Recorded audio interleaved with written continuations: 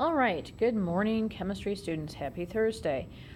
Yesterday we worked with looking at the VSEPR shapes, or the valence shell electron pair repulsion chart, which looks like this, and worked through some of the drawings from Lewis dot when there was only one central atom, or that atom where it can only, it's only a central atom if it is bonding to at least two other atoms, or it's bonding in two of the different directions that we talked about. Today, I am going to show you what happens when the molecule gets bigger, or when there happens to be first a Lewis dot diagram where there's multiple central atoms in it, and how you will do that one. And then also, what do you do when you do a Lewis dot diagram and there's no central atom for it? And then I am going to give you practice. You'll have two different sheets to work through, and you'll basically have in class Thursday and Friday to be able to work through them. And then Monday, hopefully when I'm back, I will work with you to answer any questions that you have or any problems that you have. If there are any immediate needs or problems, however, just feel free to email me at natalie.rosine@d303.org, and I will try and do my best to answer them for you. I will have a copy of both of the worksheets at home, so if you want to refer to different molecules, that would be helpful as well.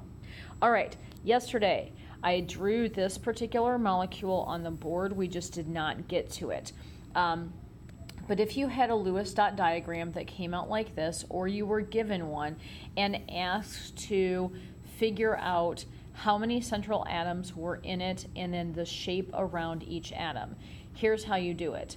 You go through every single atom that is in the drawing and determine whether or not it is a central atom. In looking at this molecule, we see hydrogens, carbons, oxygens, and nitrogens. We know that hydrogens are not central atoms because they only bond one time.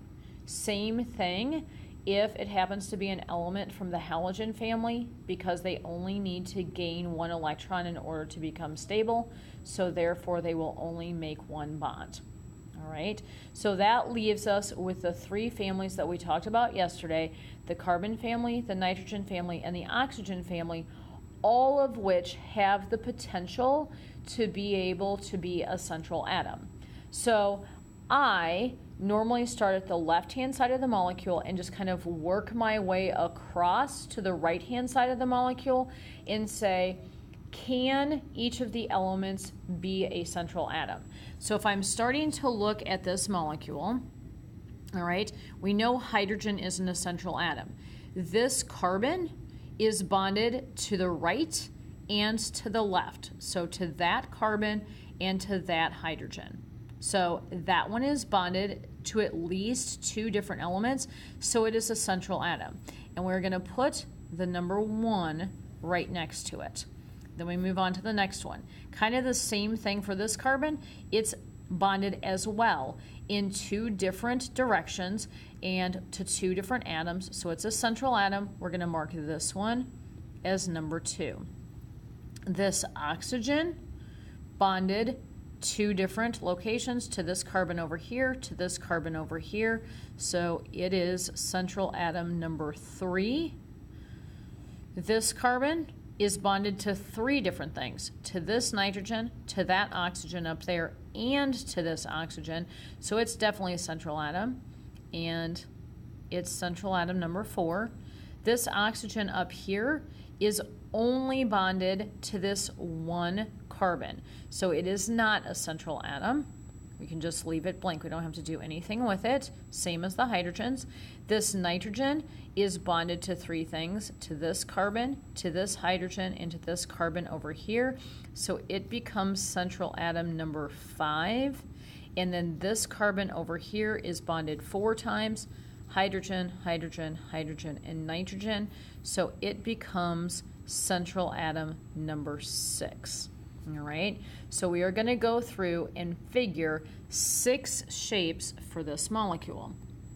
Once you have the number of central atoms that you need kind of illustrated on your diagram, then you want to use the rest of your paper to make a chart that will also list the number of central atoms you have. And so in this case, we have 6 central atoms, and so we're going to make a chart that lists and gives us space to write what the shape is for every central atom that we have. Now we're going to go back through and we're going to use the chart that we calculated and drew out yesterday to help us figure out which shape is around each of these central atoms. All right, so we're going to do that one central atom at a time. So the first one is just this first carbon that we see on the left-hand side of our molecule. If we were looking at just this particular carbon, we would say that it has 2 bonding directions. It has 3 lines that are going to the right, and it has 1 line that's going to the left, but nothing on top and nothing on the bottom.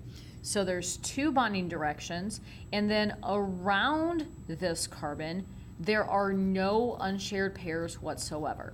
So 2 bonding directions, 0 unshared pairs, so 0 pairs of dots, means that the shape around the first carbon is linear. So you can go ahead and write that on our paper. And you can tell that the more central atoms you have, the longer it's going to take until you get good at it. So the more you practice, the easier it becomes and the quicker you'll be able to do this.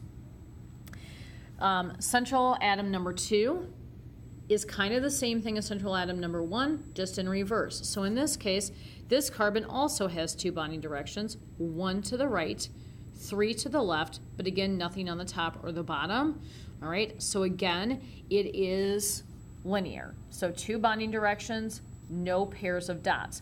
Because you already have linear written once, you could, all right, put marks in there which basically says the same shape as above if you want to save yourself some time, or you can write linear again if you wish to.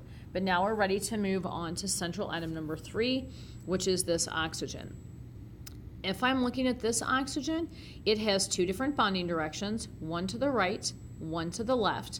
But this one has 2 unshared pairs, or 2 pairs of dots that are not bonding to any other element. So if I go back and I look at my shape sheet chart, 2 bonding directions, 2 unshared pairs means that the shape around the third central atom is bent. Go ahead and write that in. All right, and now I'm ready for central atom number 4. Central atom number 4 is this carbon.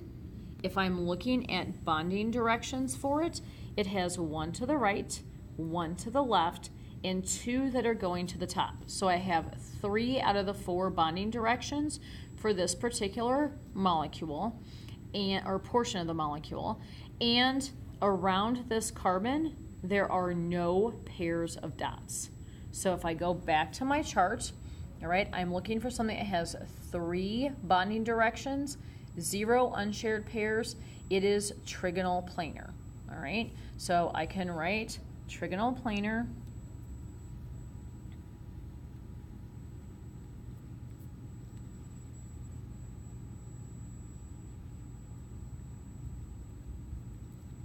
Or if you want to abbreviate it, like we talked about in class, as triangle PL, you can do that as well, all right? So remembering over here that you can abbreviate trigonal planar, triangle PL, and trigonal pyramidal, triangle PY, if you so choose. All right, moving on. Central atom number 5, this nitrogen, bonds to the right, bonds to the left, bonds to the bottom, nothing bonded to the top. So we have 3 different directions where the nitrogen is making bonds, as well as 1 unshared pair. So going back to our chart, all right, 3 and 1 is trigonal pyramidal, or triangle PY. So if